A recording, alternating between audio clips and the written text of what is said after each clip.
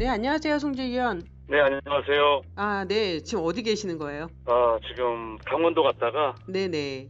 조금 전에 올라왔습니다. 아, 네, 오늘은 이제 얼굴 뵙지 못하고 이제 전화로 지금 티키타카를 해야 될 것 같은데요. 오늘 17일인데 미국 샌디에고 페코파크에서 샌디에고와 또 세인트루이스 카디널스의 경기가 있었고, 오늘 경기가 또 관심을 끌었던 거는 김광현 선수와 김하성 선수의 맞대결이 펼쳐졌습니다. 오늘 김광현 선수가 3과 3분의 1 이닝 2피안타 4실점을 하면서 생각보다 일찍 마운드를 내려갔습니다. 오늘 경기 총평을 좀 부탁드릴게요. 3회까지 김광현 선수와 4회 김광현 선수는 다른 선수와 같은 느낌을 네. 좀 받았어요. 3회까지 정말 흠잡을 데 없었고 컨트롤 자체도 상당히 잘 되는 그런 양상이었었거든요. 근데 오늘 재밌었던 게 3회에 탈삼진 3개를 오늘 다 잡아냈는데 네.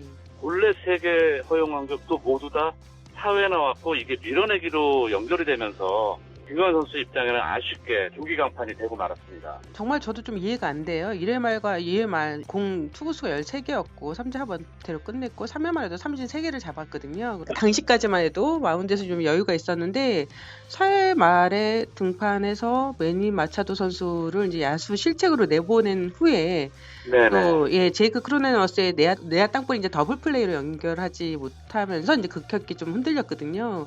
그렇죠. 이유가 뭘까요? 본인이 생각지 않았던, 물론 아레나도 선수가 오늘 선제 홈런도 기록을 했었고, 근데 아레나도 선수는 메이저리그 최강의 수비를 자랑하는 3루수잖아요. 네.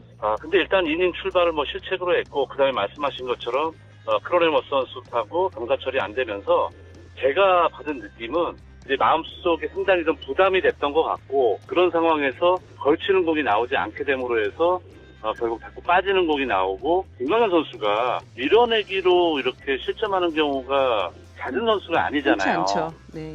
이제 그렇기 때문에 저는 이제 오늘 아까 말씀드렸던 것 같이 3회까지의 그런 컨디션과 컨트롤 상황을 봤을 때 4회 위기 상황, 아직까지 9점 차였었으니까 4회 들어갈 때 본인이 꼭 지켜야 된다는 그런 부담감이 오히려 좀 안 좋은 영향을 미치지 않았을까, 저는 좀 조심스럽게 그런 생각이 들었습니다. 사실 토미팸 선수를 상대로 해서 이제 초구 헛스윙을 유도한 뒤에 그 다음부터 이제 제구가 많이 흔들렸는데요.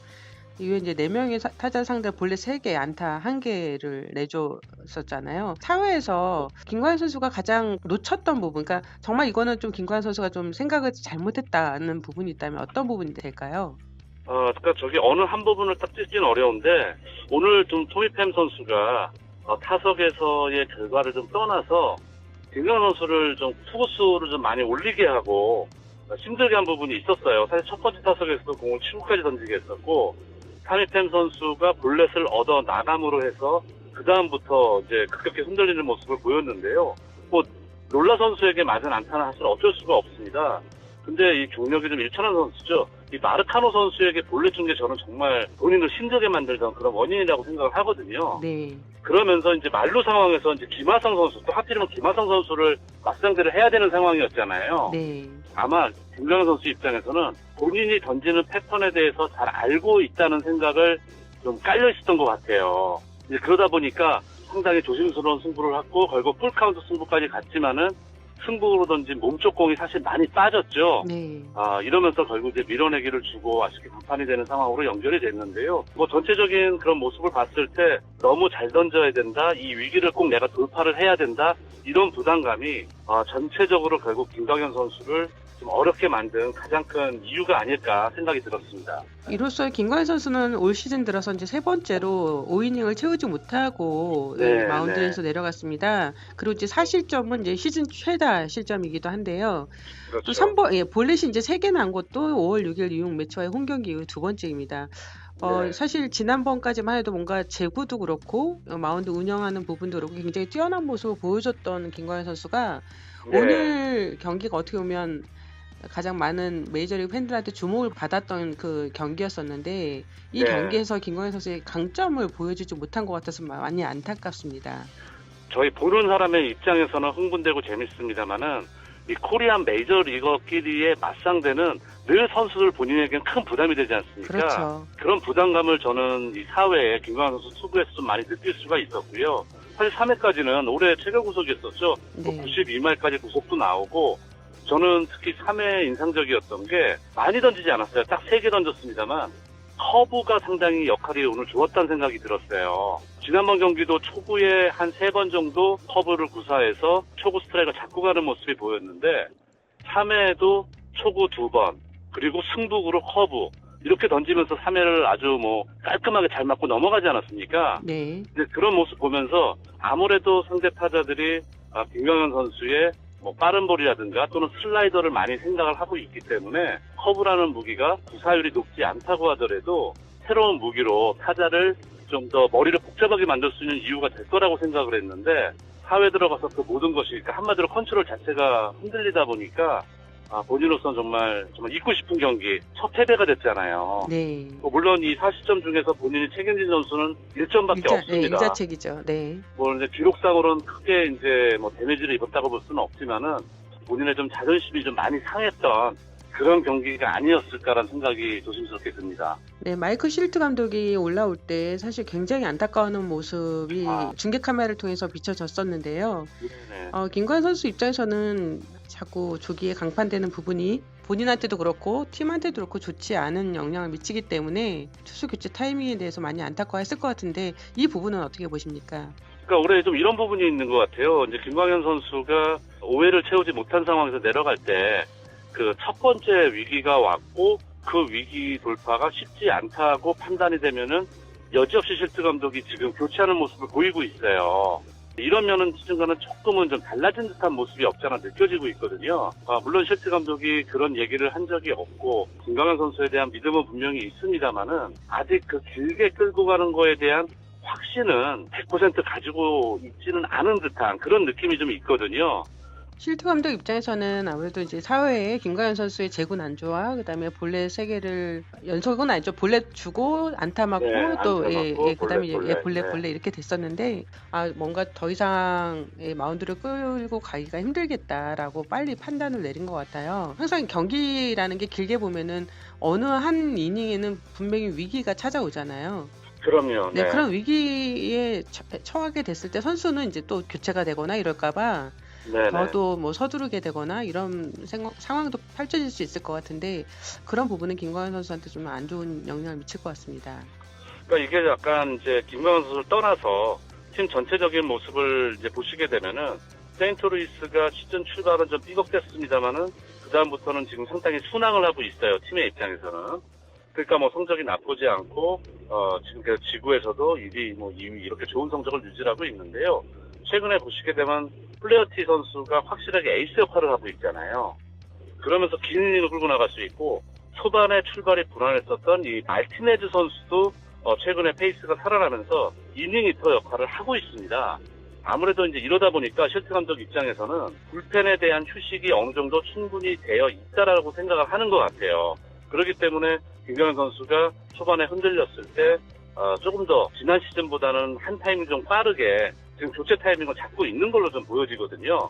김광현 선수 입장에서 이런 게 본인이 압박감으로 느껴지면은 다음 경기 또 그 다음 경기 계속 영향을 받을 수밖에 없어요. 한 2-3경기 정도는 김광현 선수 스스로가 최대한 위기를 피하면서 5이닝 이상 끌고 나가고 그런 위기 상황에 와서도 충분히 돌파할 수 있다는 거를 실트 감독 마음속에 다시 한번 심어주는 게 가장 좀 중요하게 작용을 하지 않을까라는 생각이 듭니다. 네, 오늘 뭐 실트 감독도 인터뷰에서 얘기를 했는데 부상자 명단에 올랐던 선발진들이 다시 복귀하게 되는 걸 엄청 기뻐하더라고요. 네, 아무래도 그렇죠. 투수 로테이션 운영에 있어서 큰 도움을 받을 수 있기 때문에 이 부분이 과연 김광현 선수한테 유리할지 아니면 좀 안 좋은 영향을 미칠지도 좀 지켜봐야 될 것 같습니다. 오늘 김광현 선수와 김하선 선수의 대결, KBO 리그를 대표하는 투타 선수들이 꿈의 무대인 메이저리그에서 만났기 때문에 정말 기대가 컸습니다. 하지만 그 첫 대결 결과는 3진 하나 1볼넷이었죠. 김하성 선수한테는요. 근데 이제 어떻게 보면 김하성 선수한테 좀 볼넷이 김광현 선수가 조기 강판된 빌미로 그렇죠. 작용하기도 했었는데요. 오늘 이 두 사람의 맞대결 어떻게 보셨습니까?